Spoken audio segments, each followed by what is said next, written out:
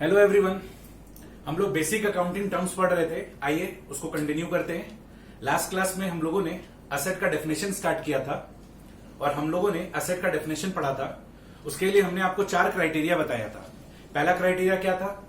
Owned और controlled by business. दूसरा क्या था? Provides future economic benefit. तीसरा क्या बताया था? टेंजिबल भी हो सकता है, इनटेंजिबल भी हो सकता है। और चौथा क्या था? बताओ। Having recoverable value. तो हम लोगों ने लास्ट क्लास में असेट का डेफिनेशन स्टार्ट किया था और जिसके लिए हमने आपको 4 क्राइटेरिया बताया था। ठीक है, फिर उसके बाद हमने आपको टाइप्स ऑफ एसेट बताया था। टाइप्स ऑफ एसेट भी 2 तरह का था, टेंजिबल एसेट और इनटेंजिबल एसेट। टेंजिबल एसेट का मतलब क्या था? वो एसेट जिसका फिजिकली एग्जिस्टेंस होता है, जिसको देख सकते हैं, जिसको छू सकते हैं। और इनटेंजिबल एसेट्स क्या था? वो एसेट जिसका फिजिकली कोई अस्तित्व नहीं होता है, ना ही देख सकते, ना ही छू सकते। तो अब हम लोग को फर्दर उसको कंटिन्यू करना है। लास्ट क्लास में हमने आपको बोला भी था कि अभी हम लोग 50% कंप्लीट किए हैं, तो आज हम लोग बैलेंस इसको कंप्लीट करेंगे। आइए देखते हैं। तो बच्चों, लास्ट क्लास में हमने आपको एसेट का डेफिनेशन बताया था और फर्दर इसका 2 टाइप्स बताया था, टेंजिबल एसेट्स और इनटेंजिबल एसेट्स।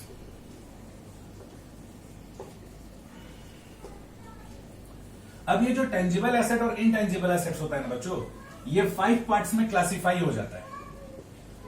ये जो टेंजिबल एसेट और इनटेंजिबल एसेट होता है, ये 5 पार्ट्स में क्लासिफाई हो जाता है। Number 1 fixed assets, number 2 current assets, number 3 liquid assets, number 4 wasting assets, and number 5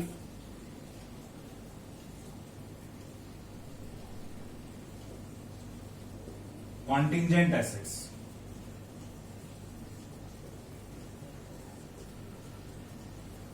तो टेंजिबल एसेट और इनटेंजिबल एसेट बच्चों फर्दर 5 पार्ट्स में क्लासिफाई हो जाता है। Fixed assets, current assets, liquid assets, wasting assets and contingent assets. तो आइए इसको भी 1 बाय 1 हम लोग समझते हैं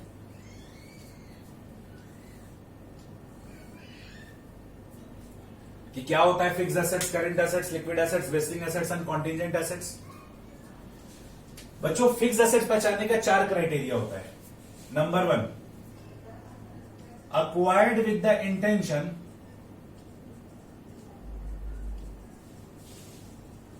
not to resell, और ब्रैकेट में लिखना until unless become useless। तो फिक्स एसेट्स पहचानने का पहला क्राइटेरिया क्या है?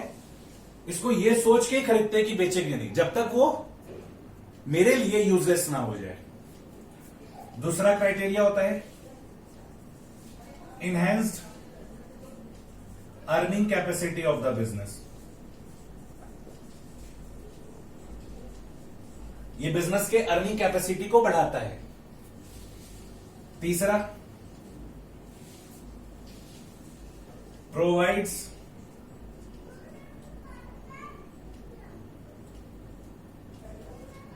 longer benefits। लॉन्गर बेनिफिट्स का मतलब होता है बच्चों, हम लोग की कॉमर्स में अगर कोई चीज भी 1 साल से ज्यादा है तो उसको लॉन्गर बोला जाता है। तो प्रोवाइड लॉन्गर बेनिफिट्स का मतलब क्या होता है? More then 1 year. अगर उससे हमको 1 साल से ज्यादा का बेनिफिट मिले तो अपने इसको क्या बोल देंगे? Fixed assets. और चौथा क्राइटेरिया होता है acquired with the intention not to resell, enhance earning capacity of the business, provides longer benefit। और 4th क्राइटेरिया होता है having larger value। 4th criteria होता है having larger value। इसको आप लिखो, हम समझाते हैं।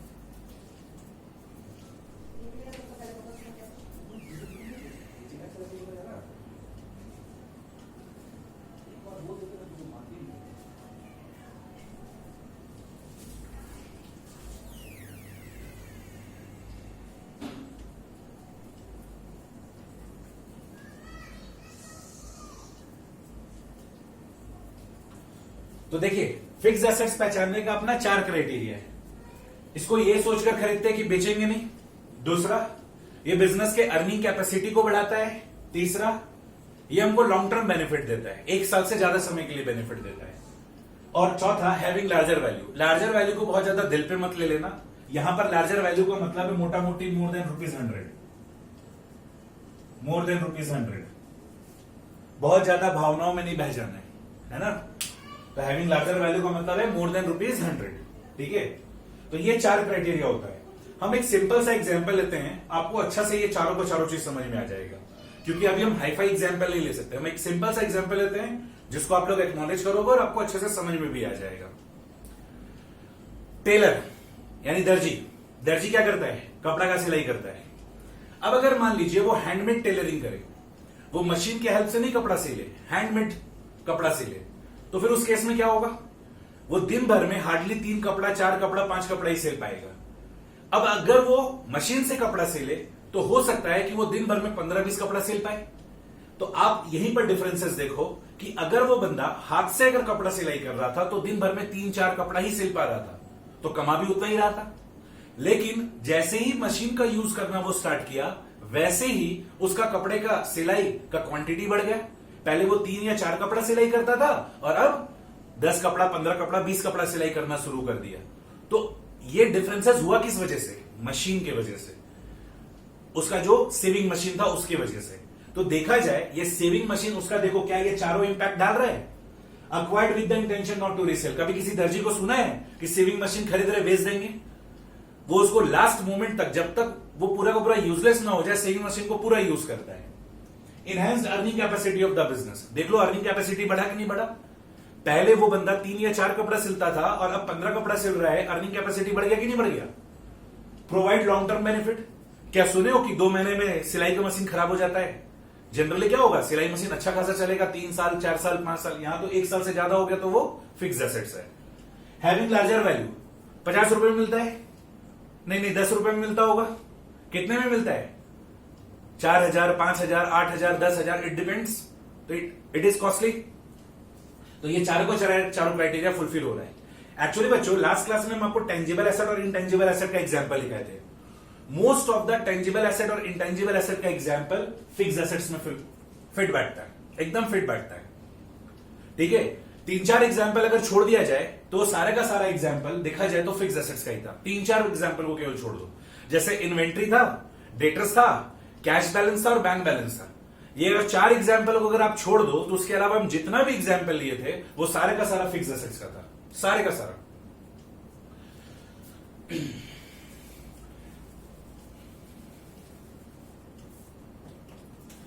जैसे अगर एग्जांपल ऑफ फिक्स एसेट्स का बात करो तो क्या क्या था? Land and building, plant and machinery, furniture, fixtures, fitting, है कि नहीं, मोटर व्हीकल, ऑफिस इक्विपमेंट। इधर में हम आपको बहुत सारे एग्जांपल भी लिए थे, लाइक गुडविल, कॉपीराइट, ट्रेडमार्क, हाँ, पेटेंट, एटसेट्रा। मैक्सिमम जो हम एग्जांपल लिए थे लास्ट क्लास में टेंजिबल एसेट और इंटेंजिबल एसेट का, वो सारे का सारा किसका था? फिक्स एसेट्स का था। हम तो आपको क्या बोले कि टेंजिबल एसेट और इंटेंजिबल एसेट ही फर्दर 5 पार्ट्स में क्लासिफाई हो जा रहा है। तो एग्जाम्पल भी क्या होगा? इसी 5 में आपको मिलेगा। तो वो सारे का सारा एग्जाम्पल आप जो देखे थे, land building, plant and machinery, furniture, feature, fitting, motor vehicle, office equipment, goodwill, copyright, trademark, patent, ये सारे का सारा क्या है? ये सारे का सारा फिक्स एसेट्स है। ये सारे का सारा फिक्स एसेट्स है। तो फिक्स एसेट्स पहचानने का ये 4 क्राइटेरिया होता है। ये 4 क्राइटेरिया, पहले तो 4 क्राइटेरिया लगाओ ये चेक करने के लिए कि वो एसेट है कि नहीं एसेट है। अगर वो एसेट है तो 4 क्राइटेरिया से ये कंफर्म हो गया कि वो एसेट है। अब उसके बाद फर्दर ये 4 क्राइटेरिया लगाओ ये चेक करने के लिए कि वो फिक्स एसेट्स है कि नहीं। अगर वो इसमें से कोई भी कंडीशन फुलफिल नहीं कर पा रहा था फिर वो फिक्स एसेट्स नहीं कहलाएगा। ये चारों का चारों कंडीशन फुलफिल करना जरूरी है। उसके बाद बात करते हैं करंट एसेट्स का। करंट एसेट्स क्या होता है? देखो, फिक्स एसेट्स के लिए हम क्या बोले थे? Acquired with the intention not to resell. ये सोच के ही खरीदते कि बेचेंगे नहीं। करंट एसेट्स में उल्टा होता है, ये सोच के ही खरीदते कि बेच देंगे। Acquired with the intention to convert it, it मतलब current asset. Acquired with the intention to convert it इधर इनटू कैश और इन काइंड और वैल्यू टू बी रिसीव्ड। लिखो, एक्सप्लेन करते हैं बच्चों, लिखिए आराम से, हम एक्सप्लेन भी कर रहे हैं। करंट एसेट का मतलब क्या होता है? ये सोचकर ही लाते हैं कि या तो उसको कैश में कन्वर्ट कर देंगे, या इन काइंड कन्वर्ट कर देंगे, या वैल्यू टू बी रिसीव में कन्वर्ट कर देंगे।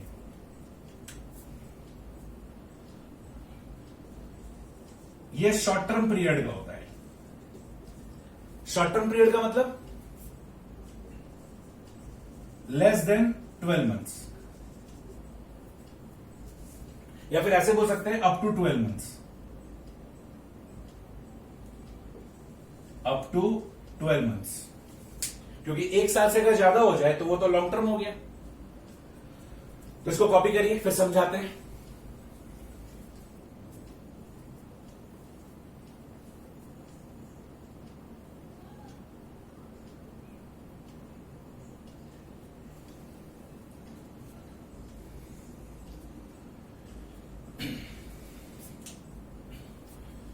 इसका एग्जाम्पल होगा inventory, debtors, prepaid expenses, accrued income, cash, bank etcetera.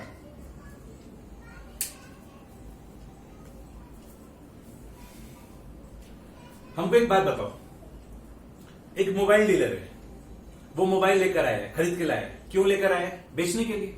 Mobile क्या है उसके लिए? Inventory, stock. अब वो क्या सोच कर लाया है? या तो उसको कैश में कन्वर्ट कर देगा, मतलब क्या है? कैश सेल करेगा। वैल्यू टू बी रिसीव्ड का मतलब क्या है? उधार में बेचेगा। उधार में बेचेगा तो उसका कस्टमर उसको बाद में पैसा देगा। And what is the meaning of in kind?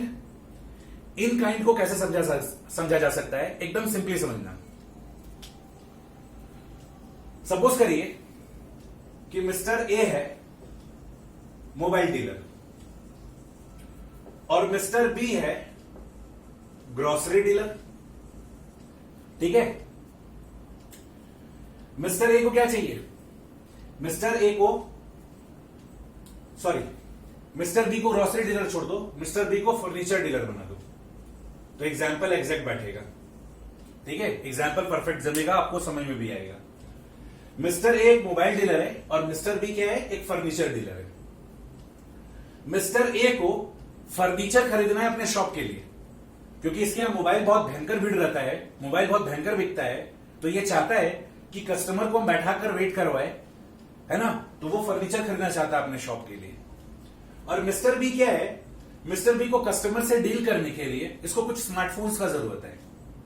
तो देखा जाए मिस्टर बी को फोन चाहिए और मिस्टर ए को फर्नीचर चाहिए। अब मिस्टर ए मिस्टर बी के पास जाता है और बोलता है हमको फर्नीचर चाहिए। तो मिस्टर बी बोलता है ठीक है ले लो भाई फर्नीचर, मेरा तो धंधा ही है फर्नीचर बेचने का, ले लो हमसे फर्नीचर।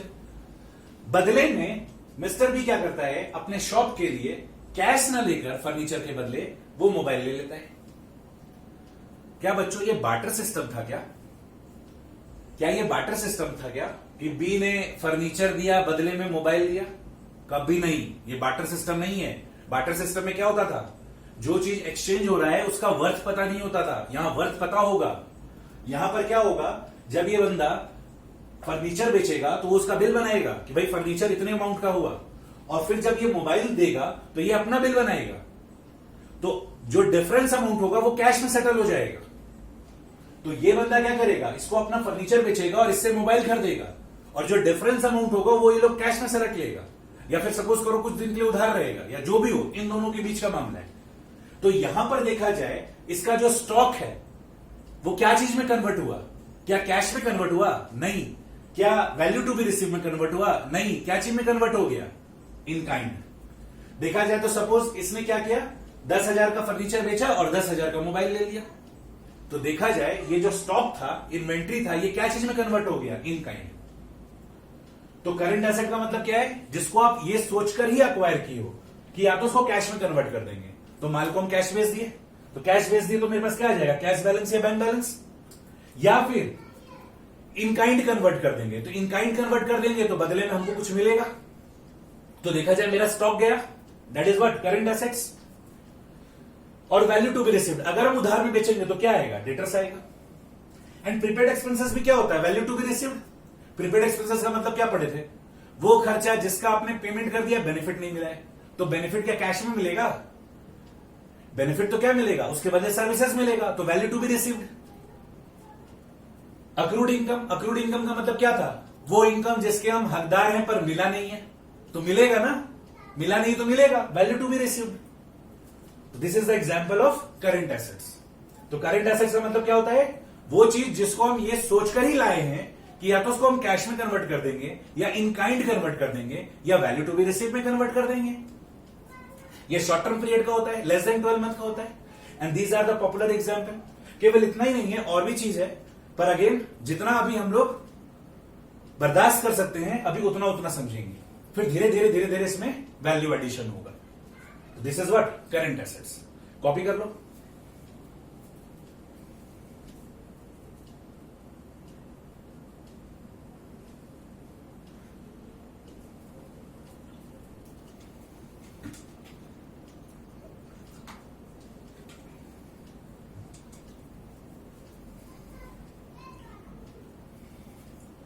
नेक्स्ट बच्चों लिक्विड एसेट। लिक्विड एसेट क्या होता है,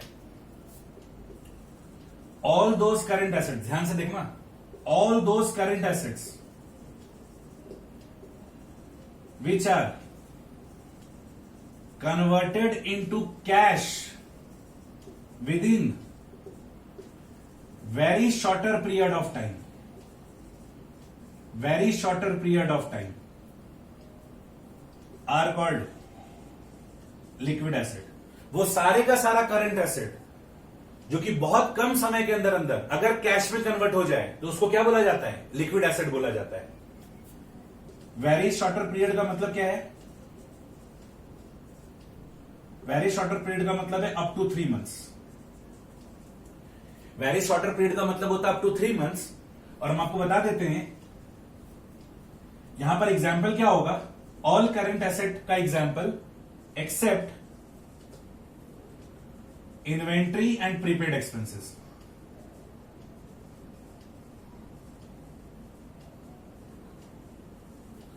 इन्वेंट्री और प्रीपेड एक्सपेंसेस को छोड़कर जितना भी करंट एसेट्स होता है वो सारा का सारा क्या कहलाता है, लिक्विड एसेट्स कहलाता है। कॉपी करिए, एक्सप्लेन करते हैं।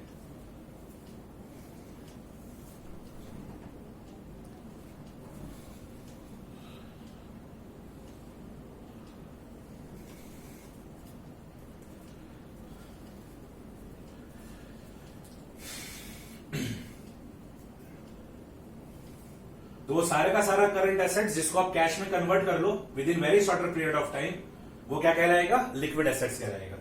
तो करंट एसेट्स का जितना भी एग्जांपल होता है वो सारा का सारा लिक्विड एसेट है, दो चीज को छोड़कर। वो दो चीज क्या है, इन्वेंट्री और प्रीपेड एक्सपेंसेस। रीजन बताओ, हमको एक बात बताइए, आपके स्टॉक में, आपके इन्वेंट्री में जरूरी कि जो माल बचा हुआ है उसको आप जब चाहे तब कैश में कन्वर्ट कर सकते हो? 3 महीने के अंदर अंदर बेच दोगे, गारंटी है?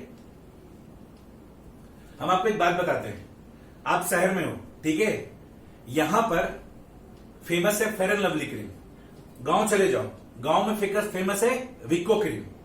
अब आप गांव में फेयर एंड लवली बेच के दिखा दो और शहर में विको बेच के दिखा दो, हालत खराब हो जाएगा। हर एरिया का अपना अपना टेस्ट है, जो प्रोडक्ट होता है वो प्रोडक्ट हर अपना अपना एरिया का क्या होता है, चॉइस बेस्ड होता है। हर एरिया का अपना चॉइस होता है कि हम ये प्रोडक्ट को कंज्यूम करेंगे, सबका अपना अपना स्टैंडर्ड है। तो जरूरी नहीं कि आप जिस स्टॉक पे डील कर रहे हो, जिस गुड्स को आप डील कर रहे हो, वो आपका 3 महीने के अंदर अंदर कन्वर्ट हो ही जाएगा। तो इन्वेंट्री को एक्सेप्शनल केस में डाला गया कि भाई वो लिक्विड एसेट तो नहीं बन सकता, ये जरूरी नहीं है कि आप उसको कैश में कन्वर्ट कर ही सको। एंड दूसरा प्रीपेड एक्सपेंसेस, अभी जस्ट डिस्कस किए। प्रीपेड एक्सपेंसेस का मतलब क्या था, वो खर्चा जिसका हमने पेमेंट कर दिया पर बेनिफिट नहीं मिला है। तो बेनिफिट में कैश थोड़ी मिलेगा, और हमको क्या चाहिए, कैश, कन्वर्टेड इनटू कैश, हमको कैश चाहिए। तो ये कैश में थोड़ी कन्वर्ट होगा, इसके बदले तो हमको सर्विसेज मिलेगा। तो that's why it is excluded. तो लिक्विड एसेट के डेफिनेशन में इन्वेंट्री और प्रीपेड एक्सपेंसेस इसलिए हटा दिया गया है, क्योंकि ये दो चीज जरूरी नहीं कि कैश में कन्वर्ट होगा। प्रीपेड एक्सपेंसेस तो कैश में कन्वर्ट होने से रहा, ये तो होगा ही नहीं, और स्टॉक का भी कोई गारंटी नहीं है। पर इसके अलावा जितना भी करंट एसेट्स होता है वो 3 महीने के अंदर अंदर कैश में कन्वर्ट हो सकता है। दैट्स व्हाई उसको लिक्विड एसेट माना जाता है। ठीक है बच्चों, नेक्स्ट बात करते हैं वेस्टिंग एसेट्स का। वेस्टिंग एसेट्स क्या होता है? All those assets from which natural resources are extracted. Natural resources are extracted are called wasting assets.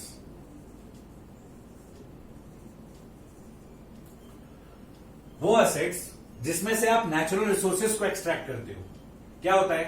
Oil Wales, और क्या होता है? Queries etcetera. क्वेरीज का मतलब क्या होता है? चूना भट्टा। तो ये जो ऑयल वेल्स और क्वेरीज होता है, इसमें क्या होता है? आप एक्सट्रैक्ट करते हो, नेचुरल रिसोर्सेज निकालते हो। ऑयल वेल से ऑयल निकाला जाता है और चूना भट्टा से माइनिंग करके चूना वगैरह बाहर निकाला जाता है। द थिंग इज कि ये दोनों को दोनों जो असेट है, क्या ये जिंदगी भर हमको नेचुरल रिसोर्सेज देगा? क्या ये दोनों का दोनों असेट हमको जिंदगी भर नेचुरल रिसोर्सेज देगा? नहीं, एक एक्सटेंट तक देगा। मान लो एक कोल माइंस है, आप माइनिंग कर रहे हैं, अंदर से कोयला निकला, क्या जिंदगी भर कोयला आएगा? नहीं, एक एक्सटेंट तक आएगा, फिर क्या हो जाएगा? फिर खत्म। आप जितना कोयला निकाल सकते थे निकाल लिए। सेम क्रूड ऑयल में भी होता है, जब आप क्रूड ऑयल का माइनिंग करते हैं तो एक एक्सटेंट तक क्रूड ऑयल निकलता, फिर खत्म। तो दैट बिकम्स वेस्ट। तो जिस जमीन में आप ये एक्सट्रैक्शन कर रहे हो, माइनिंग करके कोयला, ऑयल वेल्स, ये सब आप ऑयल्स वगैरह निकाल रहे हो, माइनिंग करके जो आप क्रूड ऑयल और कोयला वगैरह निकाल रहे हो, ये क्या है? कुछ समय के बाद खत्म हो जाना है। That's why it is treated as wasting assets. कुछ समय के बाद क्या हो जाएगा? खत्म हो जाएगा। तो इसलिए इसको क्या बोला जाता है? Wasting asset. यानी वो सारा का सारा एसेट जिसमें से नेचुरल रिसोर्सेज निकाला जाता है। तो वो कौन सा एसेट है जिसमें से नेचुरल रिसोर्सेज निकाला जाता है? ऑयल वेल्स हो गया, क्वेरीज हो गया, माइंस वगैरह हो गया, है कि नहीं? कॉपी कर लीजिए।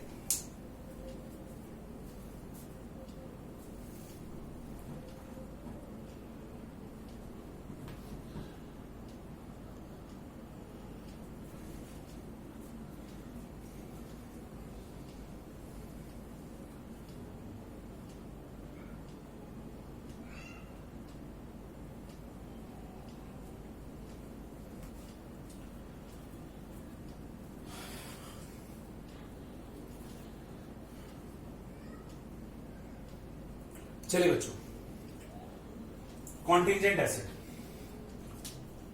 कॉन्टिजेंट एसेट में आप बस इतना ही लिखो, it's accounting is prohibited in India. ये जो कॉन्टिजेंट एसेट का कंसेप्ट है बच्चों, ये इंडिया में प्रोहिबिटेड है। देखो बच्चों, एक बात बताते हैं हम आपको।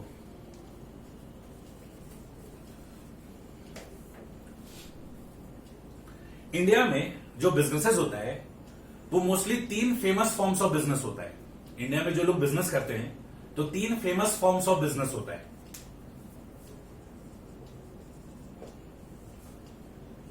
एक होता है सोल प्रोप्राइटरशिप, जिसको हम वन मैन आर्मी बोलते हैं। सोल प्रोप्राइटरशिप, अकेला बंदा है, उसी को पैसा लगाना है, उसी को मेहनत करना है, दैट इज सोल प्रोप्राइटरशिप। एक होता है पार्टनरशिप, जिसमें 2 या 2 से अधिक लोग मिलकर बिजनेस करते हैं। जिसमें 2 या 2 से अधिक लोग मिलकर बिजनेस करते हैं। तो यहां पर मैन पावर भी ज्यादा होता है, रुपया भी ज्यादा होता है। एंड तीसरा होता है कंपनी। हम लोग बहुत डिटेल में कंपनी के बारे में क्लास 12 में पढ़ेंगे, पार्टनरशिप के बारे में भी 12 में पढ़ेंगे, है ना। पर हम आपको मोटा मोटी तौर पे बता देते हैं कि कंपनी में क्या होता है, 10-15 लोगों का टीम होता है। 10-15 लोगों का टीम होता है। उस टीम को हम लोग अपना पैसा दे देते हैं कि ये लीजिए मेरा पैसा और हम लोगों के बिहाफ में बिजनेस करिए। तो कंपनी में क्या होता है, 10-15 लोगों का टीम होता है। उस टीम को हम लोग क्या करते हैं, लाखों लोग अपना कुछ कुछ कुछ कुछ कंट्रीब्यूशन दे देते हैं कि आप हम लोगों के बिहाफ में बिजनेस करिए। ठीक है, तो वैसे बिजनेस को क्या बोला जाता है, कंपनी। तो इंडिया में बेसिकली सबसे फेमस फॉर्म ऑफ बिजनेस क्या है, कंपनी है, जो कि हम लोग 12th में सीखेंगे। 11th में आप लोग बीएसटी में पढ़ोगे। पार्टनरशिप भी है और सोल प्रोप्राइटरशिप भी है। हम लोग क्लास 11th का सिलेबस ना इसके आसपास घूमेगा। अकाउंट्स में हम लोग को जो कुछ भी पढ़ना है सोल प्रोप्राइटरशिप के लिए पढ़ना है। तो हम आपको जो कुछ भी पढ़ा रहे हैं ना, वो इनके पॉइंट ऑफ व्यू से पढ़ा रहे हैं। हम जो कुछ भी आपको डेफिनेशन बता रहे हैं, इनके पॉइंट ऑफ व्यू से बता रहे हैं। और क्लास 12th में हम लोग को ये पढ़ना है, पार्टनरशिप का अकाउंटिंग और कंपनीज का अकाउंटिंग। तो बच्चों ये जो कॉन्टिजेंट एसेट का अकाउंटिंग जो प्रोहिबिटेड इन इंडिया है, वो प्रोहिबिशन सोल प्रोप्राइटरशिप और पार्टनरशिप के लिए है। कॉन्टिजेंट एसेट होता क्या है, मन में तो ये सवाल चल रहा होगा, वो तो बता ही देंगे, ठीक है, पर उसका जो अकाउंटिंग है, हिसाब किताब है, वो सोल प्रोप्राइटरशिप और पार्टनरशिप के लिए तो पूरा का पूरा प्रोहिबिटेड है। इन लोगों को तो करना ही नहीं है अकाउंटिंग। और कंपनी के केस में कुछ एक्सेप्शनल क्राइटेरिया है, ठीक है, बहुत ज्यादा डीप में नहीं जा सकते बच्चों, नहीं तो अदरवाइज आप लोग परेशान होंगे। तो हम क्लास 12 में डेफिनेटली आप लोग को इसका एक्सपोजर देंगे, है ना। पर कंपनी के केस में इसका अकाउंटिंग हो सकता है, ठीक है, कंपनी के केस में इसका अकाउंटिंग हो सकता है। तो हम आप लोग को क्लास 11 पढ़ा रहे हैं और क्लास 11 का सिलेबस है सोल प्रोप्राइटरशिप। तो इसका डेफिनेशन किसके हिसाब से हम लिखवा रहे हैं, सोल प्रोप्राइटरशिप के हिसाब से। तो कॉन्टिजेंट एसेट का accounting is prohibited in India for sole proprietorship. Partnership के लिए भी प्रोहिबिटेड है, लेकिन हम आप लोगों को सोल प्रोप्राइटरशिप का बोल रहे हैं, ठीक है बच्चों। तो आप इसको लिख लो, it's accounting is prohibited in India. और क्या होता है थोड़ी देर में क्लियर कर देते हैं।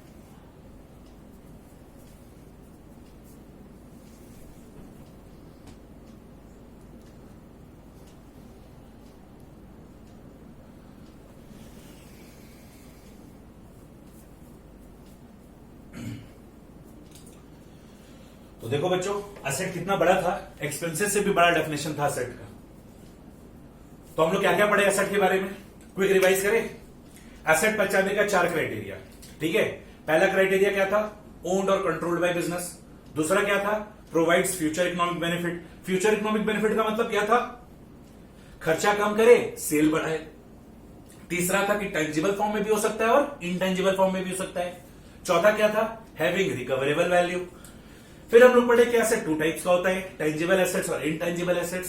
टेंजिबल एसेट्स का मतलब क्या था, वो एसेट जिसका फिजिकली अस्तित्व होता है, जिसको देख सकते हैं, छू सकते हैं। इनटेंजिबल एसेट्स क्या था, वो एसेट जिसका फिजिकली कोई अस्तित्व नहीं होता है, ना ही देख सकते ना ही छू सकते हैं। फिर हम लोग को पता चला कि अच्छा ये जो टेंजिबल एसेट है, इनटेंजिबल एसेट्स है, ये तो टाइप्स है, लेकिन ये फर्दर 5 पार्ट में क्लासिफाई हो जाता है। और वो 5 पार्ट क्या है, fixed assets, current assets, liquid assets, wasting assets and contingent assets. Now fixed assets पहचानने का क्राइटेरिया क्या है, acquired with the intention not to resell. हम तब तक नहीं बेचते हैं जब तक वो मेरे लिए यूजलेस ना हो जाए, ये सोचकर ही खरीदते हैं कि उससे हम ही बेनिफिट उठाएंगे। Enhanced earning capacity of the business, मेरे बिजनेस का अर्निंग कैपेसिटी बढ़ाता है। प्रोवाइड्स लॉन्गर बेनिफिट, लंबे समय तक चलता है। हैविंग लार्जर वैल्यू, और थोड़ा वैल्यू इसका बड़ा होता है। व्हाट अबाउट करंट एसेट, इसको तो सोच के ही लाते हैं, या तो इसको कैश में कन्वर्ट कर देंगे, या तो इन काइंड कन्वर्ट कर देंगे, या वैल्यू टू बी रिसीव में कन्वर्ट कर देंगे। इसको तो सोच के ही लाते हैं कि इसको कन्वर्ट ही करना है। इसको बेचकर, कन्वर्ट करने का मतलब है बेचकर, हटाकर। बेचकर क्या करेंगे, कैश में कन्वर्ट कर देंगे, इन काइंड और वैल्यू टू बी रिसीव। ये शॉर्ट टर्म पीरियड का होता है, अप टू 12 मंथ, जिसमें हम आपको एग्जाम्पल लिए inventory, debtor, prepaid expenses, accrued income, cash bank etcetera. Next क्या बात की लिक्विड एसेट का, कि सारा का सारा करंट एसेट्स दो चीज को छोड़कर, सारा का सारा करंट एसेट्स दो चीज को छोड़कर क्या है, लिक्विड एसेट्स है। वो दो चीज क्या था, इन्वेंट्री और प्रीपेड एक्सपेंसेस। इन्वेंट्री और प्रीपेड एक्सपेंसेस को छोड़ दिया जाए तो सारे के सारे करंट एसेट्स को very shorter period of time हम कैश में कन्वर्ट कर सकते हैं, या हम ऐसे भी बोल सकते हैं कि जब चाहे तब उसको कैश में कन्वर्ट कर सकते हैं। वेस्टिंग एसेट्स, वेस्टिंग एसेट्स का मतलब क्या था, वो एसेट्स जहां से नेचुरल रिसोर्सेज को एक्सट्रैक्ट किया जाता है, ठीक है। तो इसका नाम वेस्टिंग क्यों पड़ा, क्योंकि सर वो जो नेचुरल रिसोर्सेज आप एक्सट्रैक्ट करोगे वो जिंदगी भर तो आएगा नहीं, वो एक समय तक आप खनिज पदार्थ निकालोगे, आप नेचुरल रिसोर्सेज निकालोगे और उसके बाद वो क्या हो जाएगा, वो खत्म हो जाएगा, that will be a Baird land. तो उसको क्या बोला जा रहा है, वेस्टिंग एसेट्स। हम आपको 2-3 पॉपुलर एग्जांपल दिए जो अच्छे से समझ में आ जाएगा आप लोगों को, ऑयल वेल, क्वेरीज, माइंस। और फिर हम आपको बताए कॉन्टिजेंट एसेट के बारे में, कि कॉन्टिजेंट एसेट क्या होता है। भाई इसके बारे में कुछ बताया ही नहीं, कॉन्टिजेंट एसेट के बारे में बस इतना पता चला कि इसका अकाउंटिंग प्रोहिबिटेड है, और ये क्या होता है अभी तक राज है, ठीक है। पर ये राज का बाद आज खुल जाएगा कि कॉन्टिजेंट एसेट होता क्या है। तो बच्चों इसको कॉपी कर लो, आई होप आप लोग कॉपी कर भी लिया होगा। एक बार देख लो, एक बार मिला लो, फिर हम नेक्स्ट डेफिनेशन कंटिन्यू करते हैं।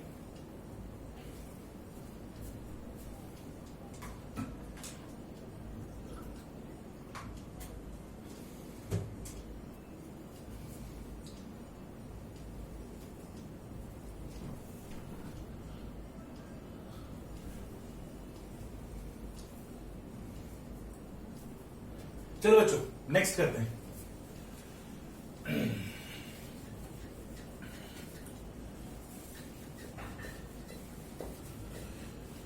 नेक्स्ट आगे बढ़ते हैं हम लोग। तो ये पॉइंट नंबर 12 एसेट खत्म हो गया। Now point number 13 liabilities. General lemon meaning होता है लायबिलिटी मतलब उधार, या फिर बोलो कोई रेस्पॉन्सिबिलिटी, है ना, उधार बोल लो, रिस्पॉन्सिबिलिटी बोल लो, लोग इस तरीके से इसको बोलते हैं। पर अगेन हम लोग को लेमन वर्ड पे फोकस नहीं करना है ना। तो लायबिलिटीज का मतलब क्या होता है? लायबिलिटीज आर प्रेजेंट ऑब्लिगेशन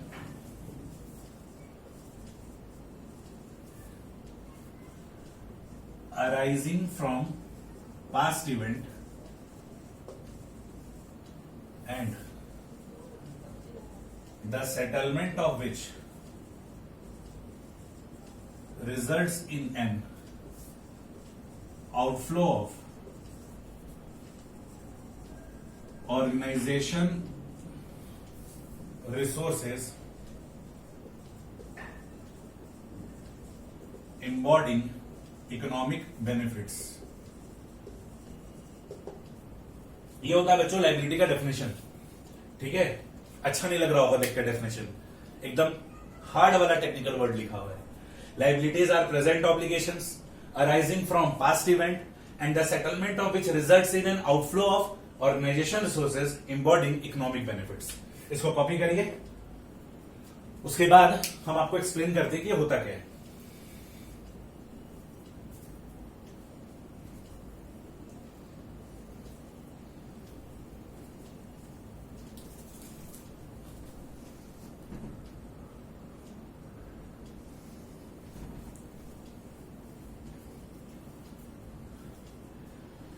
देखो बच्चों इसको समझते हैं। सपोज हम ये कहते हैं ना कि मेरा एक ऑब्लिगेशन है, हमको आपको 5 लाख रुपए देना है। हम ये कहते हैं कि मेरे ऊपर एक ऑब्लिगेशन है, ठीक है, हमको आपको 5 लाख रुपए देना है। सवाल तो ये उठता है कि अगर हमको आपको 5 लाख रुपए देना है तो हम आपसे लिए होंगे। अगर हम ये कहते हैं कि हमको आपको 5 लाख रुपए देना है, क्यों देना है भाई? अरे लिए होंगे 5 लाख रुपए, या तो हम आपसे कैश उधार लिए होंगे या कुछ सामान या कुछ सर्विसेज लिए होंगे, तभी तो हम कहते हैं कि हमको आज आपको 5 लाख रुपए देना है। तो देखो liabilities are present obligation, 5 lakh रुपए देना है, ये मेरा प्रेजेंट ऑब्लिगेशन है। अराइजिंग फ्रॉम पास्ट इवेंट, अरे कभी लिए होंगे, अराइजिंग फ्रॉम पास्ट इवेंट, कभी लिए होंगे 5 लाख रुपए। 5 लाख रुपए कैश लिए होंगे या गुड्स लिए होंगे या सर्विसेज लिए होंगे, कुछ भी लिए होंगे। तो अराइजिंग फ्रॉम पास्ट इवेंट। अच्छा बच्चों हमको एक बात बताओ, अगर हम आपको ये कहते हैं कि हमको आपको 5 लाख रुपए देना है, तो आप बोलोगे दे दो सर, नेक काम में देरी क्यों? तो आप हमसे 5 लाख रुपए कैसे वसूल सकते हो? आप बोलोगे सर 5 लाख रुपए कैश दे दो, या फिर आप बोलोगे सर 5 लाख रुपए का चेक दे दो, या फिर आप क्या बोलोगे, सर हम आपका एक काम करते हैं, आपका व्हीकल ले लेते हैं, हम आपका लैपटॉप ले लेते हैं, आप एक काम करो मेरे मोहल्ले के सारे बच्चे को ट्यूशन पढ़ा दो। तो 5 लाख वसूलने का तो ये भी तो तरीका है कि आप हमसे कैश ले लिया, चेक से पेमेंट ले लिया।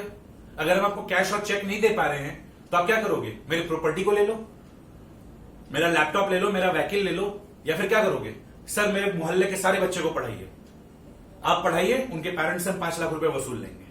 तो ये भी तो एक तरीका है। तो पता है बच्चों ये सब क्या था? आप मेरे से वो चीज ले रहे थे जिससे हमको फायदा होता है, आप हमसे वो चीज मांग रहे थे जिससे हम पैसा कमाते हैं, जिससे हमको फायदा होता है। देखो यहां पे क्या लिखा हुआ है, लायबिलिटीज आर प्रेजेंट ऑब्लिगेशन, हमको आपको 5 लाख रुपए देना है, अराइजिंग फ्रॉम पास्ट इवेंट, जो कि कभी लिए होंगे, and the settlement of which results in an outflow, इसका सेटलमेंट में क्या होगा, मेरी तरफ से आउटफ्लो होगा। क्या आउटफ्लो होगा? आउटफ्लो ऑफ ऑर्गेनाइजेशन रिसोर्सेज, हम अपना रिसोर्सेज आउटफ्लो दे करेंगे।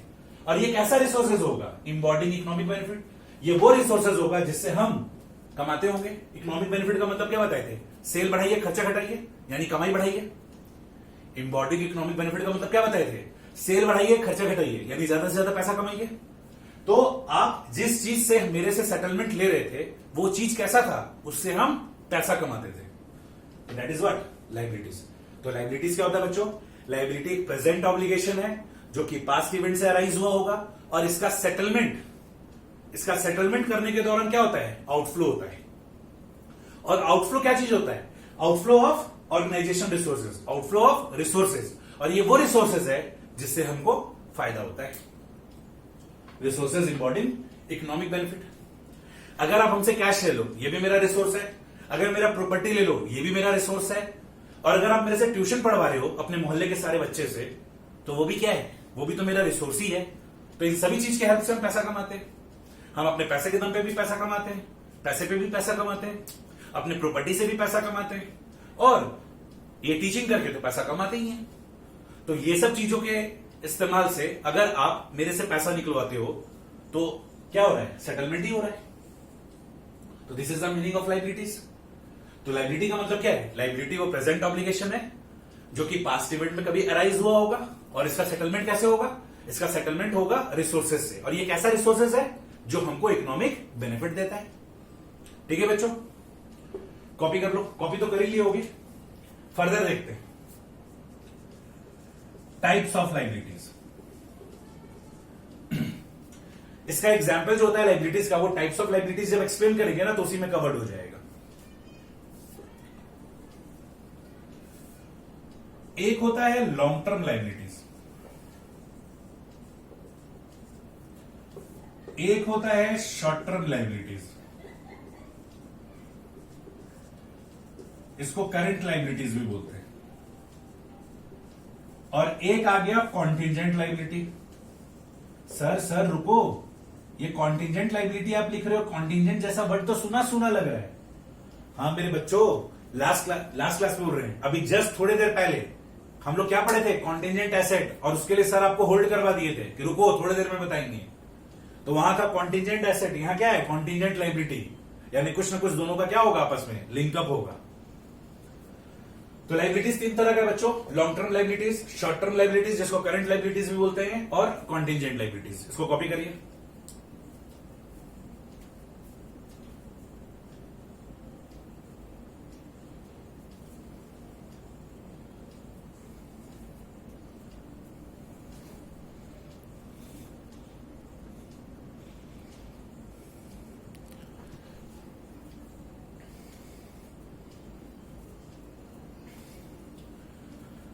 तो बच्चों लॉन्ग टर्म लाइबिलिटीज के बारे में बात करते हैं, है ना। लॉन्ग टर्म लाइबिलिटीज क्या होता है, वो लाइबिलिटी जिसका सेटलमेंट 12 महीने के बाद होता है। लॉन्ग टर्म है ना, अभी क्या बताए थे अकाउंट्स में लॉन्ग टर्म का मतलब क्या होता है, मोर देन 12 मंथ। और अप टू 12 मंथ को क्या बोला जाता है, short term. Those liabilities which are settled after 12 month are called long term liabilities. Example क्या होगा, जैसे बिजनेस के लिए हम लोग बैंक लोन लेते हैं। बिजनेस के लिए क्या लेते हैं, बैंक लोन लेते हैं।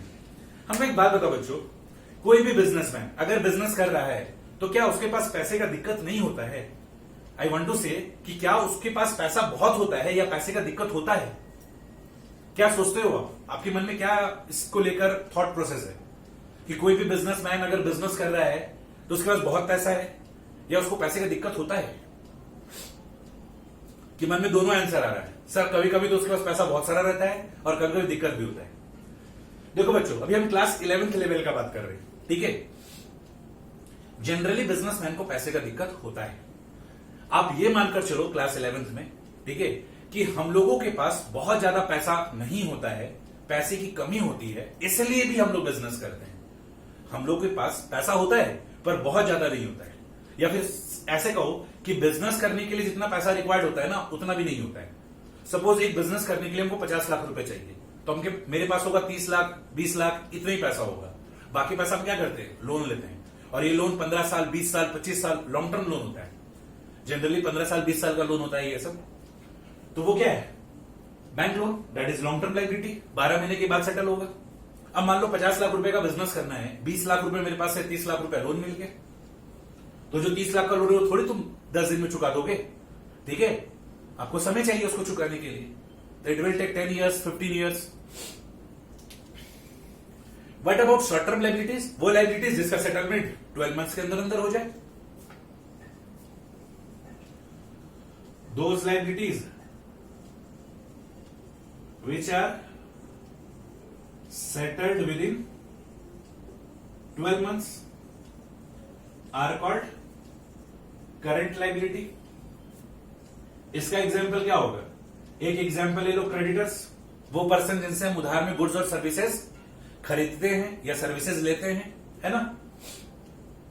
और क्या है? आउटस्टैंडिंग एक्सपेंसेस, वो खर्चा जिसका हमने बेनिफिट ले लिया है पर पेमेंट नहीं किया है, तो पेमेंट तो करोगे। इनकम रिसीव्ड इन एडवांस, वो इनकम जिसके हम हकदार नहीं पर हमको मिल गया है, तो बदले में तो आपको सर्विसेज देना है।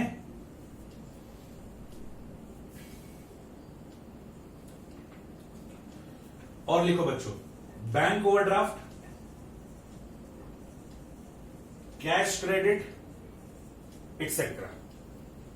अब अभी दो नया शब्द आप लोग के सामने आया है, बैंक ओवरड्राफ्ट और कैश क्रेडिट, वो भी अभी एक्सप्लेन कर देंगे।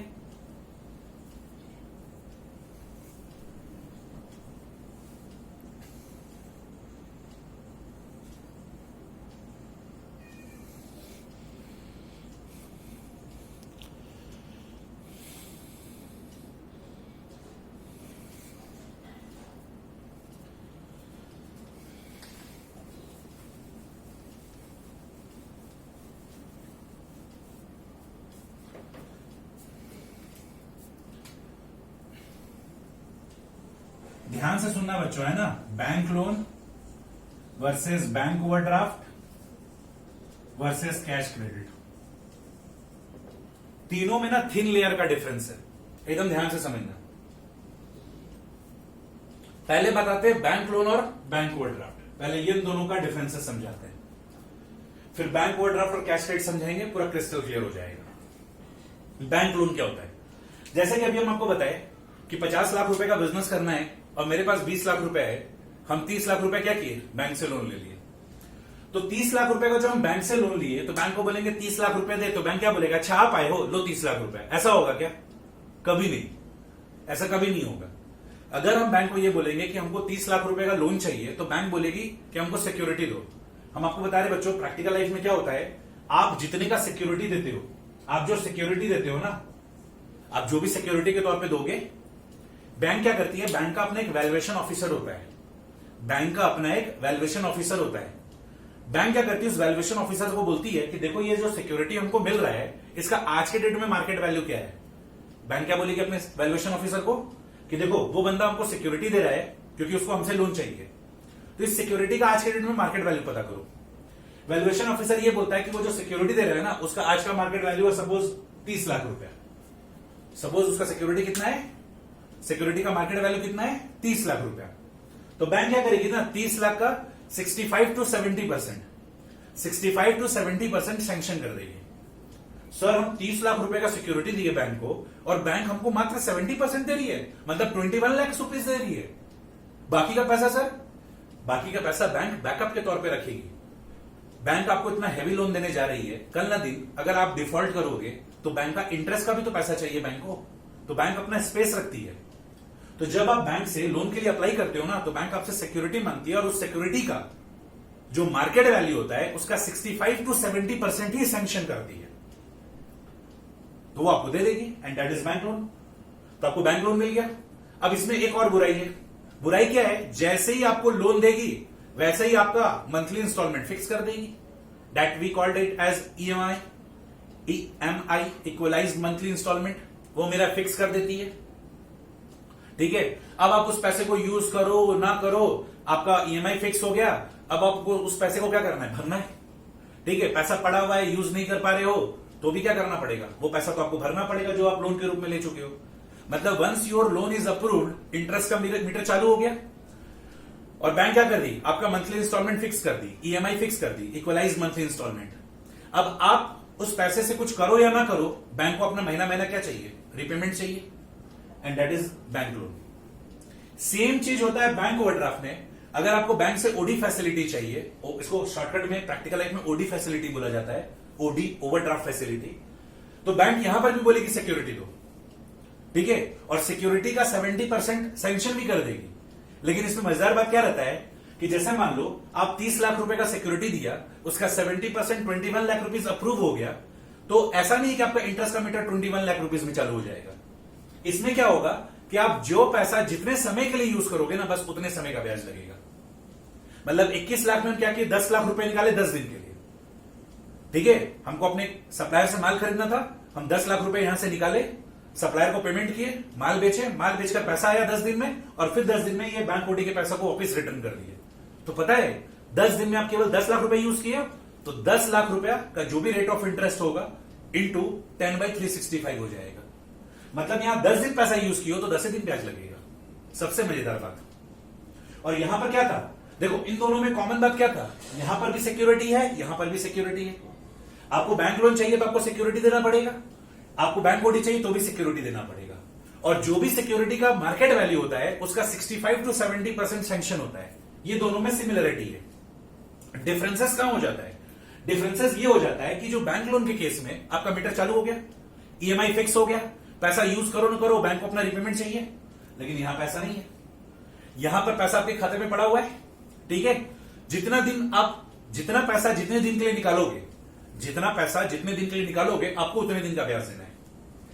प्रैक्टिकल लाइफ में ऐसा भी होता है, जैसे बैंक में आपका सेविंग अकाउंट या करंट अकाउंट होता है बिजनेस करने के लिए। जैसे आप बिजनेस कर रहे हो तो आपका अपना पर्सनल सेविंग अकाउंट होगा, बिजनेस के नाम का करंट अकाउंट होगा, तो ये सब का भी अलग से बैंक अकाउंट खुलती है। जैसे अगर आपको लोन देगी तो उसका लोन अकाउंट खोलेगी, अगर ओडी देगी तो उसका ओडी अकाउंट खोलेगी। तो उस ओडी अकाउंट में आपका पैसा पड़ा हुआ है, और आप जितना पैसा जितने दिन के लिए यूज करोगे आपको उतने दिन का ही ब्याज देना है। That is bank OD. तो दोनों में सिमिलरिटी क्या है, दोनों में सिक्योरिटी लगता है। ये चाहिए तो सिक्योरिटी दीजिए, ये चाहिए तो सिक्योरिटी दीजिए, और सिक्योरिटी का 65 to 70% सैंक्शन हो जाता है। दोनों में डिफरेंसेस क्या है, यहां मीटर इंटरेस्ट का चालू है, ईएमआई फिक्स कर दिया गया है। अब आप पैसा को यूज करो ना करो, पड़ा हुआ है, कुछ भी हो, कोई फर्क नहीं पड़ता बैंक को, अपना पैसा इनको चाहिए महीना महीना। लेकिन यहां पर क्या होता है, यहां पर जितना पैसा जितने दिन के लिए विड्रॉ करोगे उतने दिन का ब्याज देना है। तो आपको लग रहा होगा ये अच्छा है। ये डिपेंड करता है सिचुएशन पे, ये सिचुएशन के अकॉर्डिंगली डिपेंड करता है, क्योंकि यहां पर रेट ऑफ इंटरेस्ट हाई होता है, यहां रेट ऑफ इंटरेस्ट कम होता है। तो ये सिचुएशन देखकर हम लोग यूज करते हैं। हम लोग देखते हैं कि हम लोग को पैसा का जरूरत किस चीज पे है, उसी के अकॉर्डिंगली हम लोग डिसीजन लेते हैं कि हम लोग को बैंक लोन चाहिए कि बैंक ओडी चाहिए। नेक्स्ट बात करते हैं बैंक ओडी का और कैश क्रेडिट का। नेक्स्ट बात करते हैं बैंक ओडी का और कैश क्रेडिट का। अब इन दोनों में क्या डिफरेंसेस है, अब देखो दोनों का सिमिलरिटी बताते हैं। इसमें क्या था, वंस पैसा अप्रूव हो गया तो जितना पैसा जितने दिन के लिए यूज करोगे उतने दिन का ब्याज देना है। जितना पैसा जितने दिन यूज करोगे उतने दिन का ब्याज देना है। यहां पर सेम चीज यहां पर भी होता है, कैश क्रेडिट में भी सेम चीज। जितना पैसा जितने दिन के लिए यूज करना है उतना ही ब्याज मिलेगा। ठीक है, उतना ही ब्याज आपको देना है। जितना पैसा जितने दिन के लिए आप विड्रॉ करेंगे उतने दिन का ही ब्याज देना है, इसमें भी और इसमें भी। तो फिर सर इन दोनों में डिफरेंस क्या है, यहां सिक्योरिटी देना होता है, यहां सिक्योरिटी नहीं देना होता है। तो भयानक खुश हो गए होगे आप कि सर यहां पर देखिए ये इससे थोड़ा सा अच्छा था। आपको ऐसा लग रहा होगा कि ये थोड़ा सा क्या था, इससे अच्छा था कि चलो सिक्योरिटी तो यहां पर भी देना है, यहां पर भी देना है, लेकिन यहां पर क्या है कि हम जितना पैसा जितने दिन के लिए यूज करेंगे ब्याज भी उतने दिन का देना है। लेकिन सर उससे ज्यादा मजा यहां पर है, सेम फैसिलिटी यहां पर मिल रहा है, जितना पैसा जितने दिन के लिए यूज करेंगे उतने दिन का ब्याज देना है, लेकिन हमको तो सिक्योरिटी देना ही नहीं है। देखो बच्चों, हम किताबी बात बता रहे पहले, फिर हम आपको रियल लाइफ का बात बताएंगे। कैश क्रेडिट ना आसानी से नहीं मिलता है। किताब में बुक्स वगैरह में डेफिनेशन यही लिखा हुआ है कि यहां सिक्योरिटी नहीं लगता है। ठीक है, यहां पर करना क्या पड़ता है, आपको अपना स्टॉक रिपोर्ट दिखाना पड़ता है, आपको अपना डेटर का रिपोर्ट दिखाना पड़ता है। मतलब आप अपने स्टॉक रिपोर्ट के हिसाब से या डेटर के रिपोर्ट के हिसाब से आप कैश क्रेडिट ले सकते हो। जैसे आप गए बैंक के पास, बैंक को बोले हमको सीसी दे दो कैश क्रेडिट 1 करोड़ रुपए का, तो बैंक आपको ऊपर से नीचे तक देखिए कि भाई तुमको 1 करोड़ का सीसी चाहिए, तो आप बोलोगे हमको ऐसे मत नापो, चलिए मेरे शॉप में देखिए वहां पर 10 करोड़ का माल रखा हुआ है, चलिए मेरे शॉप में शॉप आके देखिए मेरा शॉप कितना आलीशान है, 10 करोड़ का माल वहां पर रखा हुआ है। ठीक है, वो तो हम आपसे 1 करोड़ का सीसी इसलिए मांग रहे हैं ताकि मेरा जो बिजनेस का फ्लो है, कैश का जो फ्लो है, मूवमेंट है, वो रुकना नहीं चाहिए। हमको छोटा मोटा खुदरा खुदरी खर्चा करते समय दिक्कत होता है, क्योंकि देखो जनरली बच्चों हर लोगों की लाइफ में ऐसा होता है। आप देखा करो हर महीने के स्टार्टिंग का 20-25 दिन 26 दिन तक लाइफ ठीक रहता है, लेकिन लास्ट का 5-6 दिन निकालना बहुत मुश्किल हो जाता है। तो वैसे बिजनेसेस में भी होता है, स्टार्टिंग का कुछ दिन बहुत स्मूथली निकलता है, लेकिन लास्ट में लोग इंतजार करते हैं कि भाई ये महीना खत्म हो, अगला महीना शुरू होगा, ग्राहक आएंगे, फिर कैश का मूवमेंट शुरू होगा। तो जनरली बिजनेस में क्या होता है ना, लास्ट मूवमेंट में थोड़ा सा दिक्कत होता है, तो लोग इसीलिए क्या करते हैं, ओडी और सीसी का फैसिलिटी रखते हैं कि भाई कहीं पर भी फंस ना जाए, फ्लेक्सिबिलिटी रहे, बिजनेस एकदम स्मूथली चलता जाए। तो हम क्या बोलेंगे कि चलिए मेरे शॉप में दिखाते हैं हम आपको 10 करोड़ का तो माल ऐसे रख रखे हैं, चलिए हम आपको अपने डेटर्स का बिल दिखाते हैं, 5 करोड़ का उधार तो हम ऐसे दे रखे हैं, हम तो आपसे 1 करोड़ मांग रहे हैं क्योंकि हम चाहते हैं कि मेरे बिजनेस का मूवमेंट क्या हो, फ्लुएंटली हो, अच्छे से हो। तो हम क्या कर रहे हैं, कैश क्रेडिट मांग रहे हैं। ठीक है, किस बात पर, स्टॉक के नाम पर, डेटर्स के नाम पे, तो उसको क्या बोला जाता है, कैश क्रेडिट।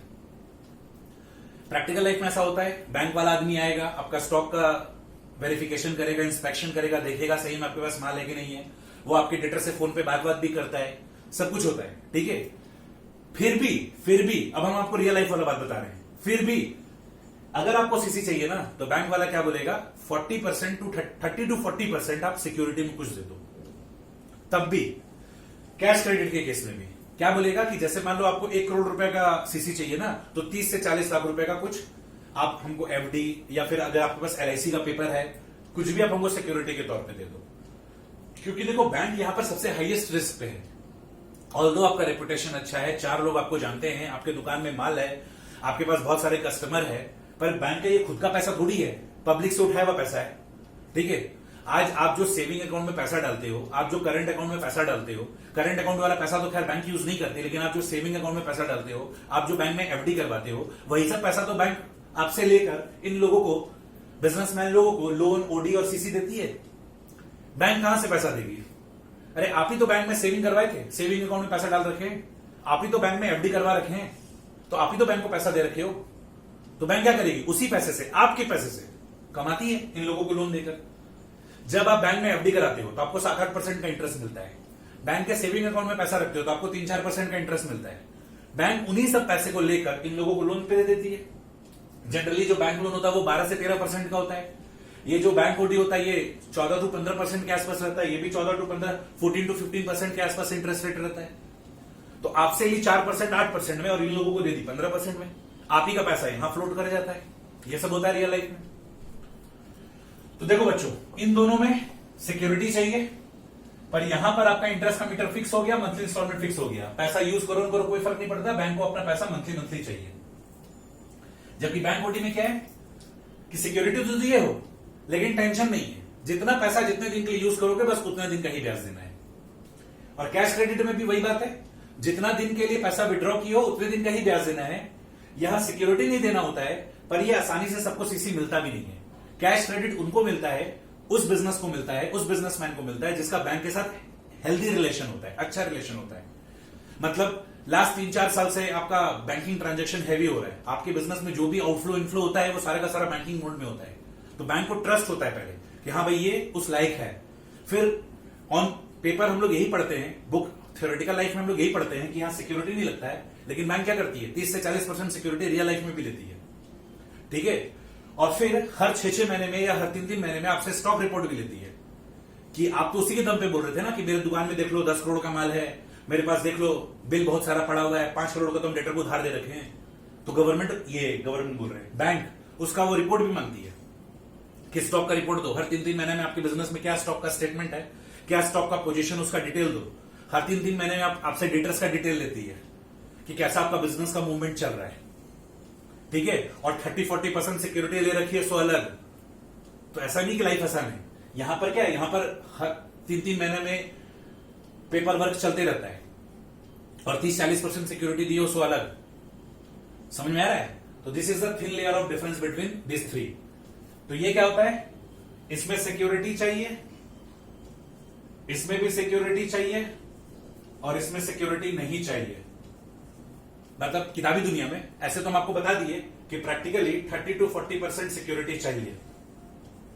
ठीक है, फिर हम इसके लिए क्या बताएं, इसमें आपका ईएमआई फिक्स हो जाता है, और यहां पर क्या होता है, ठीक है, जितना पैसा जितने दिन के लिए यूज करोगे उतना दिन का ब्याज लगेगा।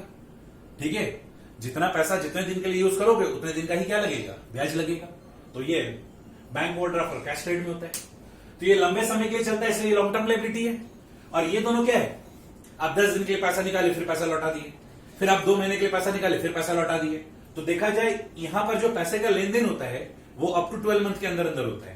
कहने का मतलब है कि आप क्या किए, एक बार पैसा निकाले मान लीजिए 2 महीने के लिए, फिर 2 महीने बाद पैसा वापस डाल दिए, तो अप टू 12 मंथ तक का अगर उधार रहता है तो उसको क्या बोला जा रहा है? Current liability. तो ये दोनों क्या है? Current liability. That's why I had written here bank overdraft और कैश क्रेडिट। याद रखना बच्चों, अगर आप कॉमर्स का पढ़ाई करते हो तो लोग आपका मजा ऐसे ही लेता है, आपको ये सब चीज का मीनिंग पता होना चाहिए। समझ में आ रहा है? अगर आप कॉमर्स के स्टूडेंट हो, आपको बैंक ओवरड्राफ्ट क्या होता है, कैश क्रेडिट क्या होता है, आप लोगों को तो बहुत लोगों को ये भी नहीं पता होगा कि चेक कितने कितने टाइप्स का होता है और चेक का यूसेज क्या होता है। हम आप लोगों को सिखाएंगे, हम आप लोगों को सिखाएंगे कि आप रियल लाइफ में थोड़े कॉम्पिटेंट हो सके। वंस आप किसी को भी कहोगे ना कि हम कॉमर्स के स्टूडेंट है, तो लोग आपका मजा लेना शुरू कर देंगे। लोग आपसे पूछेंगे बताओ ये क्या होता है, बताओ वो क्या होता है। तो आपको सही मायने में उसका मतलब पता होना चाहिए। तो हम आप लोगों को ग्रुप करेंगे, हम आप लोगों को सही मायने में मीनिंग बताएंगे, इसलिए टेंशन नहीं लेना है। यहां तक कॉपी कर लीजिए।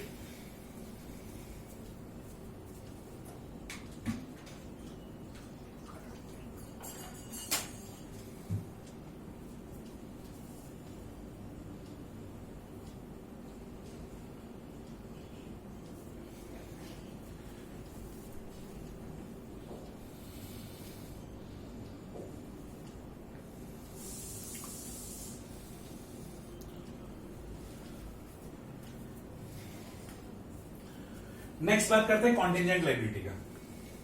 बच्चों ये जो वर्ड होता है ना कॉन्टिजेंट, ये कॉन्टिजेंट का मतलब होता है मे और मे नॉट हैपन, मे और मे नॉट हैपन। ठीक है, इसको हम लोग बोलते हैं पॉसिबल ऑब्लिगेशन। मतलब वो लायबिलिटी जो हो भी सकता है, मे भी हो सकता है, मे और मे नॉट हैपन। ठीक है, आने वाले क्लासेस में जब हम लोग धीरे धीरे अकाउंटिंग सीखेंगे तो इसके बारे में डिटेल में हम आपको बताएंगे। अभी मोटा मोटी आइडिया रखो, क्योंकि अभी हम आपको बेस क्रिएट कर रहे हैं, बस आपको एक ओवरव्यू दे रहे हैं। तो ये जो कॉन्टिजेंट लायबिलिटी है, कॉन्टिजेंट वर्ड का मतलब होता है मे और मे नॉट हैपन, मतलब वो लायबिलिटी जो हो भी सकता नहीं भी हो सकता है। ठीक है, इसमें हम बहुत ज्यादा डीप में नहीं जाएंगे क्योंकि तकलीफ होगा, समझने में थोड़ा दिक्कत होगा। लेकिन धीरे धीरे धीरे धीरे जब हम लोग का लेवल बढ़ता चला जाएगा, जैसे जैसे हम लोग 11th में अकाउंटेंसी सीखते चले जाएंगे, फिर जब हम आपको ये वाला मीनिंग बताएंगे तो आपको अच्छे से समझ में आएगा। ठीक है, आज से 3-4 महीने के बाद हम लोग एक चैप्टर पढ़ेंगे जिसका नाम है अकाउंटिंग फॉर फाइनेंशियल स्टेटमेंट। ठीक है, अकाउंटिंग फॉर फाइनेंशियल स्टेटमेंट बोलकर वो चैप्टर है, वहां पर भी हम आपको डिटेल में इसके बारे में बताएंगे, क्योंकि उस समय आप इतने कॉम्पिटेंट हो जाओगे कि आपको ये सब बात समझ में आएगा। ठीक है, अभी हम आपको एक छोटा मोटा ओवरव्यू देकर छोड़ दे रहे हैं, हम आपको बताते हैं इसका मीनिंग क्या होता है। ठीक है, थोड़ा सा हैवी वाला मीनिंग है, लेकिन कोशिश करना समझ में आएगा। और नहीं समझ में आए तो परेशान बिल्कुल मत होना, हम तो कह रहे बिल्कुल परेशान मत होना, क्योंकि आने वाले समय में इसके बारे में फिर से रिपीटेशन होगा। तो चलो बात करते हैं कॉन्टिजेंट लायबिलिटी की। बच्चों आपको पता है कि इंडिया में अगर आप इनकम अर्न करते हैं तो आपको टैक्सेस देना है, ये हम लोग सबको पता है। इनकम टैक्स, कि आप पैसा कमाए तो आपको टैक्सेस देना है। अब हम आपको नॉलेज के लिए बता रहे हैं कि कुछ क्राइटेरिया होता है कि कुछ स्पेसिफिक लोगों को टैक्सेस ना एडवांस में जमा करना होता है। एडवांस में मतलब आने वाले साल में आप क्या कमाने वाले हैं, एस्टिमेट लगाइए। आप आने वाले साल में क्या कमाने वाले हैं, ये एस्टिमेट लगाइए। अब आप बोलोगे सर ये कैसे पॉसिबल है? कैसे नहीं पॉसिबल है? आज के दिन में इंडिया में जितने भी बड़े बड़े बिजनेस हाउस हैं, ये सब ऐसा नहीं होता है कि सुबह उठे और बिजनेस करना शुरू कर दिए।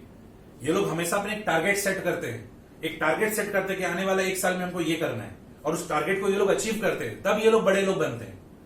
कोई भी छोटा बिजनेसमैन बड़ा बिजनेसमैन कैसे बनता है? By setting a target and then achieving a target. तो इनकम टैक्स उसी कॉन्सेप्ट को यूज करता है। इनकम टैक्स कहता है कि चूंकि आप तो टारगेट तो सेट करते ही हो, तो आप एस्टिमेट लगाइए कि आप आने वाले समय में 1 साल में कितना कमाने वाले हो, साल के शुरुआत में ही। ठीक है, कितना कमाने वाले हो, उसके हिसाब से जो टैक्स बनता है ना, वो साल के शुरुआत में जमा कर दो, and that is called as advance tax. That is called as advance tax.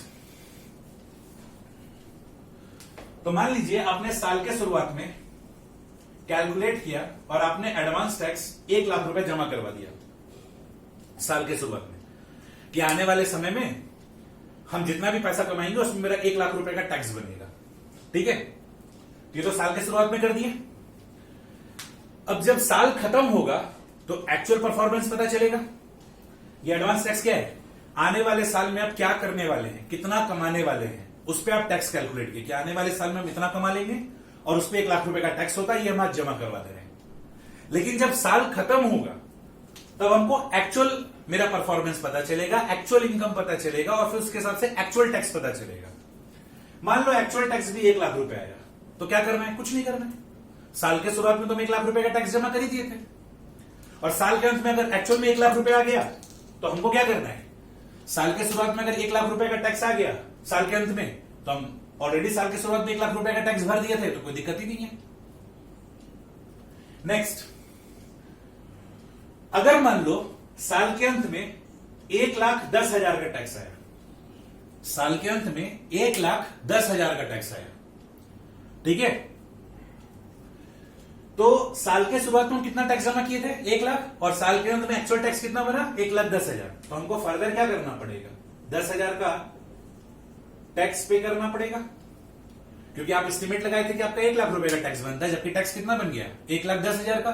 तो आपको फर्दर 10,000 रुपए क्या करना पड़ेगा? पे करना पड़ेगा। और अगर मान लो साल के अंत में आपका टैक्स बना 95,000, तो ये जो 5,000 का टैक्स है ये क्या होगा? रिफंड होगा। तो हमको एक बात बताओ बच्चों, जब आप साल के शुरुआत में टैक्स पे कर रहे थे तब आपको थोड़ी पता था कि साल के अंत में क्या होगा। आपने तो एस्टीमेट लगाया था ना, आपने तो एस्टीमेट लगाया था ना कि 1 लाख रुपए का मेरा टैक्स बनेगा, ठीक है। पर साल के अंत में ये फेवरेबल सिचुएशन भी हो सकता है और अगेंस्ट में भी सिचुएशन हो सकता है, या तो हो सकता है न्यूट्रल हो जाए, साल के अंत में एक्चुअल टैक्स ही आए 1 लाख रुपया, सोचना ही नहीं, टेंशन ही नहीं है। लेकिन ऐसा भी तो हो सकता है कि टैक्स लायबिलिटी आपके अगेंस्ट आ जाए या टैक्स का पेमेंट आपके फेवर में आ जाए, मतलब कम है। तो अगर ये फेवर में आएगा तो ये कॉन्टिजेंट एसेट है, कॉन्टिजेंट एसेट है, और आपके अगेंस्ट में जा रहा है तो ये क्या है? Contingent liability. मे और मे नॉट हैपन, वो लायबिलिटी जिसका हो सकता है कि आपको पेमेंट करना पड़े या फिर हो सकता है कि आपको उसका रिफंड आ जाए। तो अगर आपके फेवर में आ रहा है तो कॉन्टिजेंट एसेट, आपके अगेंस्ट में जा रहा है तो कॉन्टिजेंट लायबिलिटी, कुछ नहीं हो रहा है तो कुछ नहीं। ये था, बाकी टेंशन नहीं लेना है, आगे हम लोग देखेंगे कॉन्टिजेंट लायबिलिटी को और डिटेल में देखेंगे। एक बिल्स ऑफ एक्सचेंज बोलकर चैप्टर है, वहां पर भी देखेंगे।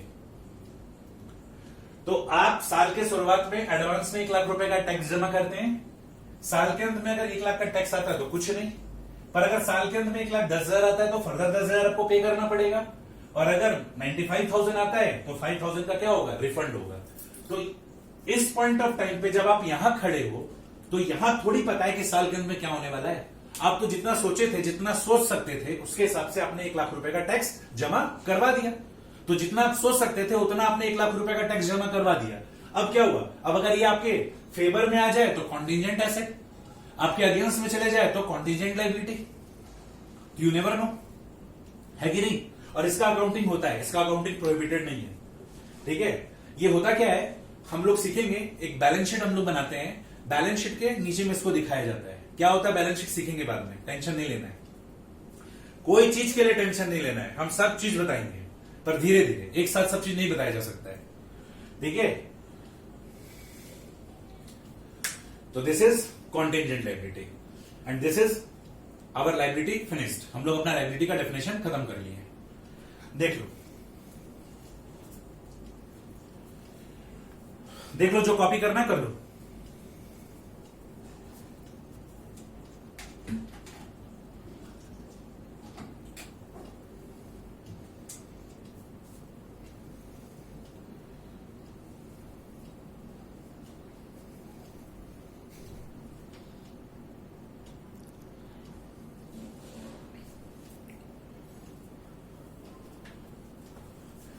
अब लास्ट एक टर्म पढ़ना है बच्चों,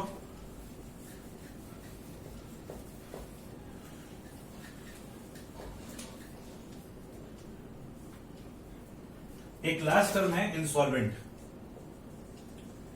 इंसॉल्वेंट का मतलब क्या होता है?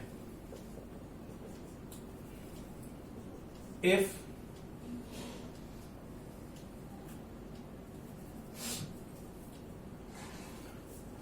एनी पर्सन whose,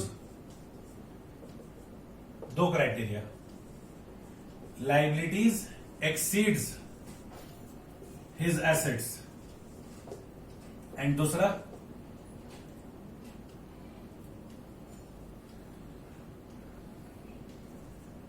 adjudicated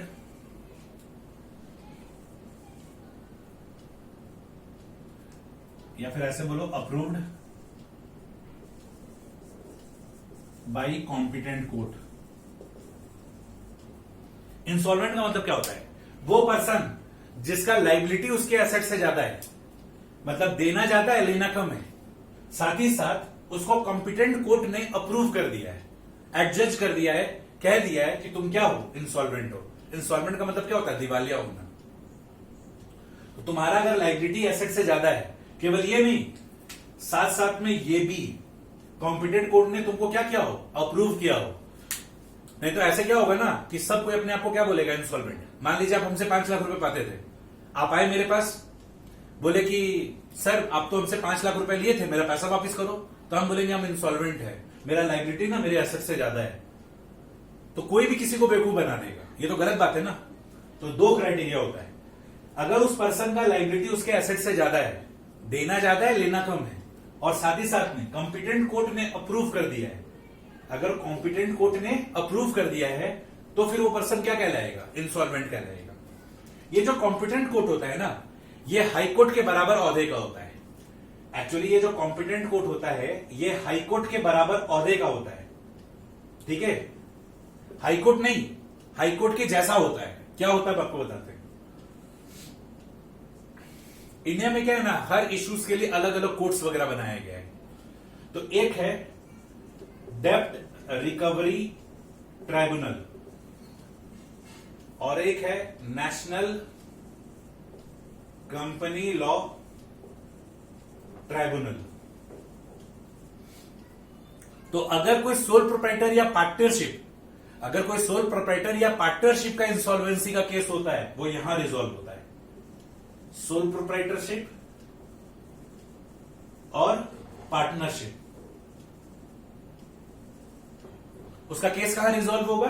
डेब्ट रिकवरी ट्राइब्यूनल में। इसको शॉर्ट में डीआरटी भी बोला जाता है, इसको एनसीएलटी बोला जाता है। और कंपनी का केस यहां रिजॉल्व होता है, कंपनी का केस यहां रिजॉल्व होता है। तो अगर डेब्ट रिकवरी ट्राइब्यूनल ने, अगर मान लो सोल प्रोप्राइटर और पार्टनरशिप ये कहे कि मेरा लाइबिलिटी मेरे एसेट से ज्यादा है, और साथ ही साथ डेब्ट रिकवरी ट्राइब्यूनल ने इनको अप्रूव कर दिया, तो ये कहलाएंगे इंसॉल्वेंट। अगर सोल प्रोप्राइटरशिप और पार्टनरशिप अगर ये कहते हैं कि मेरा लाइबिलिटी एसेट से ज्यादा है, और दूसरी बात डेब्ट रिकवरी ट्राइब्यूनल ने इनको अप्रूव कर दिया है, तो फिर ये लोग क्या कहलाएंगे? इंसॉल्वेंट। और अगर कंपनी कहती है कि मेरी लाइबिलिटी मेरे एसेट से ज्यादा है और एनसीएलटी ने अप्रूव कर दिया, तो फिर वो क्या कहलाएंगे? इंसॉल्वेंट। तो आपको एक मोटा मोटी आइडिया देना था, ठीक है? धीरे धीरे धीरे धीरे हम लोग और भी चीज सीखेंगे। तो हम लोग का बेसिक अकाउंटिंग टर्म्स ऑलमोस्ट खत्म हो गया। इसको कॉपी करिए।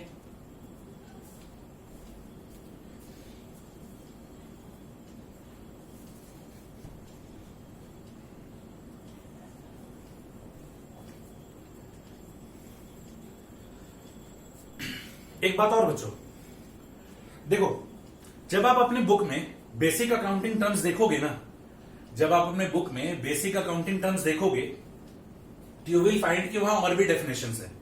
हमने आपको 14 डेफिनेशंस कराया है। हमने अभी आपको वो डेफिनेशंस कराया है जिससे अभी आने वाला कुछ क्लास हम लोग कंफर्टेबली समझ सकते हैं। फिर कुछ दिन के बाद क्या होगा, जब और भी चैप्टर स्टार्ट होगा, तो रिमेनिंग डेफिनेशंस हम लोग चैप्टर के साथ साथ सीख लेंगे। हम लोग का कवरेज 100% और उससे ज्यादा ही रहेगा। हम लोग प्रैक्टिकल लाइफ का बात भी सीखेंगे, लेकिन अभी हम आपको वो डेफिनेशंस बताएं कि आने वाला 2-3 महीना आपको अच्छा लगे, आपको पढ़ाई बहुत अच्छे से समझ में, क्योंकि आपको सब चीज का मीनिंग बताया गया है, ठीक है? और जो बाकी का डेफिनेशंस है वो ग्रेजुअली हम लोग रिस्पेक्टिव चैप्टर के साथ देखेंगे। तो ऐसा नहीं कि हम लोग छोड़ दे रहे, कोई भी चीज स्किप नहीं होगा, हर चीज को हम लोग डीपली कवर करेंगे, कोई भी चीज नहीं छोड़ेंगे। 100% या उससे थोड़ा ज्यादा ही पढ़ेंगे, ठीक है? कम तो बिल्कुल नहीं पढ़ेंगे, लेकिन जितना अभी चाहिए था उतना हम करवा दिए, बैलेंस हम लोग आने वाले चैप्टर के साथ देखेंगे। दूसरी बात बच्चों, कि चूंकि ये हम लोग का फर्स्ट इंट्रोडक्शन चैप्टर था बेसिक अकाउंटिंग टर्म्स, वो हम लोग कंप्लीट कर लिए। इसके अलावा अब हम लोगों को, अब इसके बाद हम लोग अपना प्रैक्टिकल चैप्टर स्टार्ट करेंगे। तो फॉर दैट प्रैक्टिकल चैप्टर हम लोगों को बुक का जरूरत पड़ेगा, और हम लोग किताब जो रिकमेंड करेंगे वो है टीएस ग्रेवाल का। टीएस ग्रेवाल का किताब रिकमेंड करेंगे, सुल्तान चंद का। तो बच्चों जितना जल्दी हो सके आप लोग टीएस ग्रेवाल सुल्तान चंद का बुक्स परचेज कर लो। सुल्तान चंद पब्लिशिंग हाउस का नाम है, टीएस ग्रेवाल बुक का नाम है। ये बुक जितना जल्दी हो सकता है उतना जल्दी खरीद लो, क्योंकि अब हम लोग प्रैक्टिकल्स पढ़ेंगे और हम लोगों को इस किताब का जरूरत पड़ेगा टू सॉल्व आवर सम्स, है ना। दूसरी बात,